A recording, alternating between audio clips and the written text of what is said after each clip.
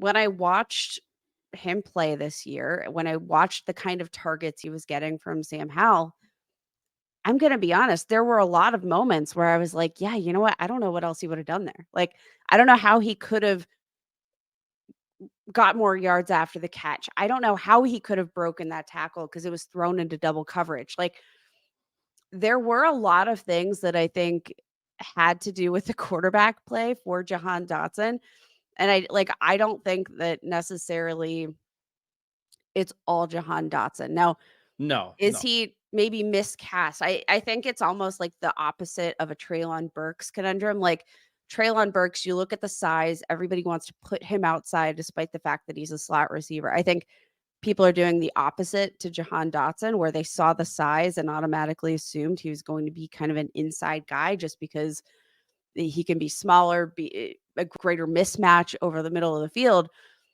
I think he belongs on the outside, but I also think, like, if there was a quarterback that would have placed the ball just a little bit better to lead the receiver to a point where he could get yards after the catch, not targeting the sidelines over and over. Like, I will say I was just kind of surprised because I had this painted picture of Jahan Dotson in my head where, yes, a ton of frustration, and it's really hard to buy if the cost is rising up for people that are kind of hoping that there's going to be some sort of monumental bounce back. Hard to buy into that, but I will say, like, the tape wasn't as frustrating as I remembered it to be on the back end. Couple things just before we move on.